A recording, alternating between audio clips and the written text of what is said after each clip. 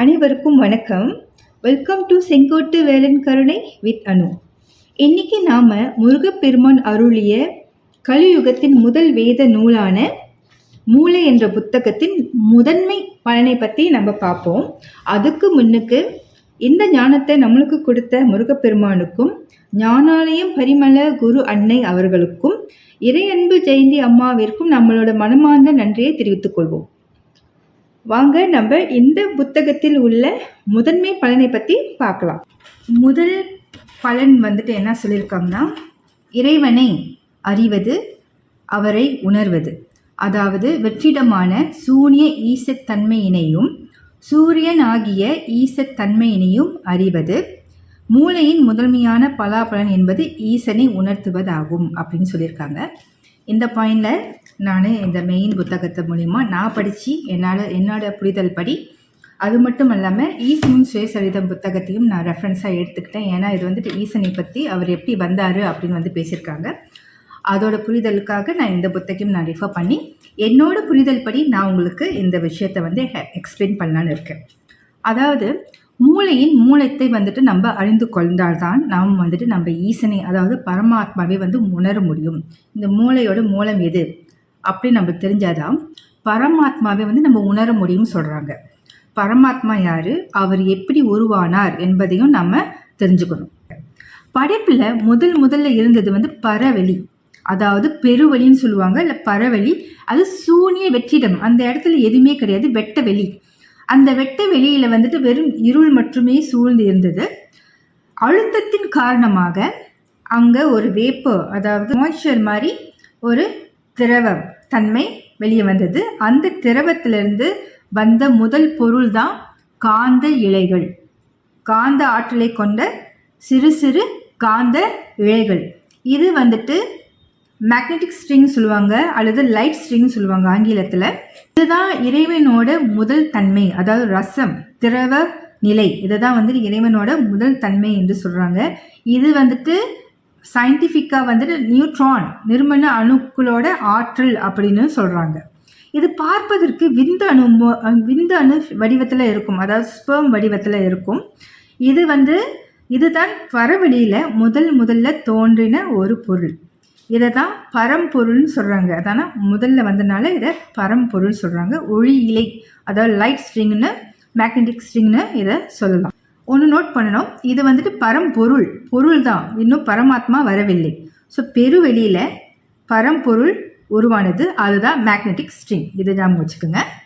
அடுத்து இந்த காந்த இழைகள்லாம் வெளியானது. இந்த காந்த இழைகள் அதுக்குள்ளே உள்ள ப்ரெஷர், அதுக்குள்ளே உள்ள அந்த வாயு தன்மையினால் ஒன்றோடு ஒன்று உராயிறப்ப அப்போதான் வெப்ப ஆற்றல் வெளிவந்ததான்.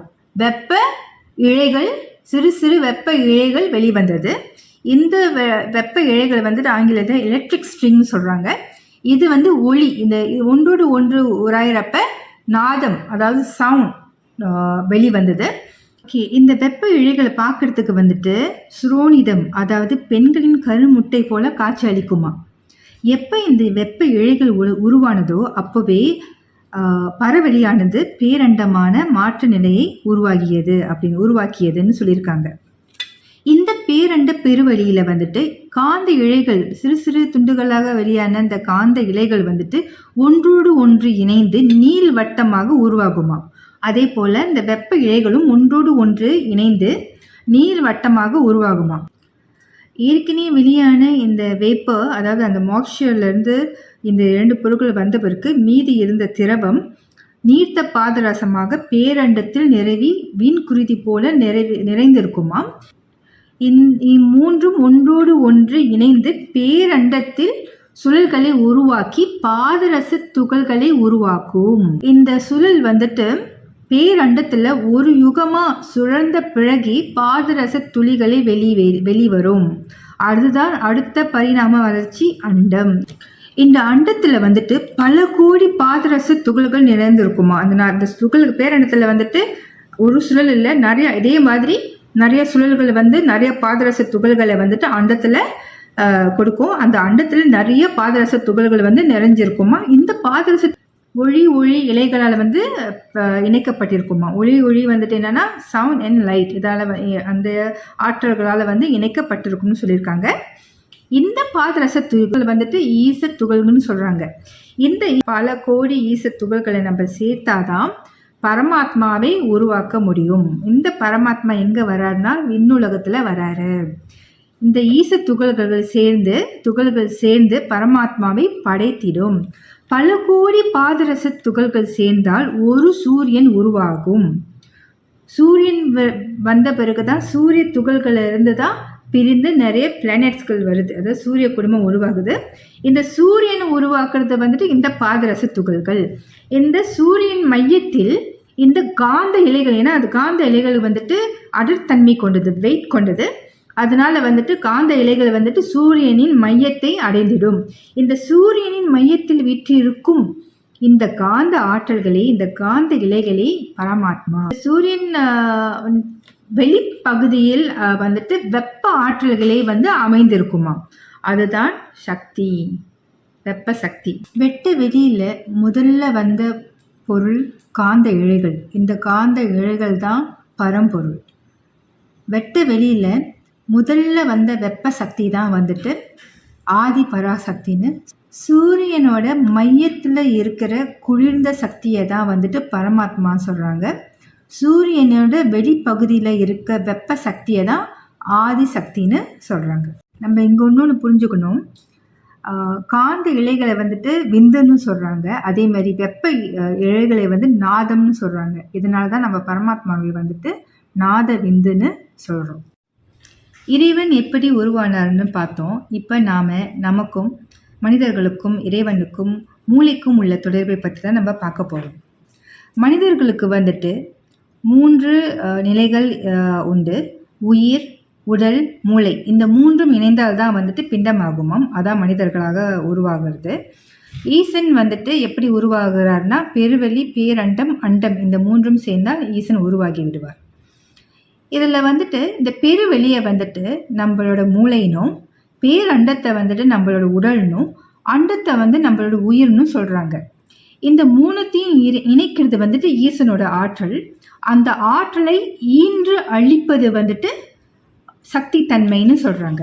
எப்படின்னா, இந்த அண்டத்தில் உருவான இந்த பாதரச துகள்கள் வந்துட்டு ஆன்மாவாக உருமாறி உயிராய் நிலைத்து உடலை உருவாக்குதான். உடலை எப்படி உருவாக்குதுன்னா, பேரண்டத்தில் உடல் உருவாக்குது. எப்படின்னா, அன்னையின் கருவறையில் 10 மாதம் சுழன்று ஒரு சிசுவா வெளியாகுது. எப்படி அந்த பாதரச துகள்கள் பேரண்ட சுழல்ல ஒரு யுகமாக சுழன்று பாதரச துகள்கள் வெளிவந்ததோ, அதே போல தாயின் கருவறையில் அந்த உயிரானது சுழன்று உடலை படைக்கிறது. பெருவெளியில வெட்ட வெளி அழுத்தம் காரணமாக உருவாகும் அந்த காந்த ஆற்றலை வந்துட்டு ஆதியும் அந்தமும் ஆகுதோ, அதே போல இந்த பெருவெளியின் காந்த ஆற்றலை கொண்டுதான் நம்மளோட மூளையும் உருவானது. நம்மளோட மூளையும் மனிதர்களுக்கு ஆதியும் அந்தமுமாக ஆகுது, அதாவது மூலமாக ஆகுது. மூளை இயங்காவிட்டால் உடல் இயங்காது. ஒரு மனிதரோட மூளையை வந்துட்டு மிகவும் பிரதானமானது. இதை தான் அண்டத்தில் உள்ளதே பிண்டத்தில் உள்ளது சொல்கிறாங்க. மூளையை வந்துட்டு ஞானம்னு சொல்லுவாங்க, அறிவுன்னு சொல்லுவாங்க, எண்ணங்கள் சொல்லுவாங்க, ஒரு படி மேலே போய் இறை நிலைன்னு கூட நம்ம சொல்லுவாங்க. ஏன்னா இந்த மூளைக்கு வந்துட்டு பெருவெளி காந்த தன்மையினை, காந்த ஆற்றலை ஈர்க்கக்கூடிய தன்மை உண்டு. இந்த உயர் காந்த அலைகள் வந்துட்டு மூளையோட அடிப்படையாக அமைதான். இதனால தான் இந்த பூமியோட இயக்கத்திற்கு மூல காரணமாக அமையுதுன்னு சொல்கிறாங்க. எப்படி இந்த அண்டத்தில் உள்ள பாதரச துகள்கள் ஒளி இலைகளால், அதாவது லைட் அண்ட் சவுண்ட்னால் இணைக்கப்பட்டிருக்கிறதோ, அதே போல் நம்ம மூளையின் நரம்புகள் வந்துட்டு ஒன்றோடு ஒன்று நரம்பிழைகளால் இணைக்கப்பட்டிருக்குதாம். இதனால சொல்லுவாங்க, நம்மளோட வந்துட்டு மனிதர்கள் வந்து விண்ணுலகை வந்துட்டு பார்க்க முடியும், ஆனால் வந்துட்டு அண்டத்தை பார்க்க முடியாதுன்ட்டுன்னு. மூளையை கொண்டு ஒருத்தவங்க மெடிடேஷனில் இருந்தாங்கன்னா மூளையை கொண்டு அவங்களால அண்டத்தை பார்க்க முடியும், அண்டத்தில் உள்ள ஒளிகளை வந்து நம்மளோட மூளையில் பார்க்க முடியும் அப்படின்னு சொல்கிறாங்க. ஏன்னா மூளையின் பிறப்பிடம் வந்துட்டு பேரண்டம், ஆனால் மூளையின் மூலாதாரம் வந்துட்டு பெருவெளி ஆற்றலே. உடல் உயிர் இயக்கம் மூளையின் ஆற்றலே உருவாக்குகிறது. இதை வந்து நம்ம பரிபூர்ணமாக உணர்ந்தால் மட்டுமே அதன் அதன் இயக்கத்தின் காரணம் நம்மளால் உணரப்படும்னு சொல்கிறாங்க. இதுதான் நாம் பார்த்த இந்த மூளையின் என்ற புத்தகத்தின் முதன்மை பலாபலன், ஈசனை உணர்தல். இந்த வீடியோவில் நாம் ஈசனை பற்றியும் நம்மளோட மூளையோட மூலத்தை பற்றியும் தெரிஞ்சுக்கிட்டோம். அடுத்த வீடியோவில் மூளை என்ற வேத நூலோட 2வது பலனை பற்றி பார்க்கலாம். இந்த சேனலை சப்ஸ்கிரைப் பண்ணி ஃபாலோ பண்ணுங்கள், மற்றவங்களுக்கும் ஷேர் பண்ணுங்கள். தேங்க்யூ.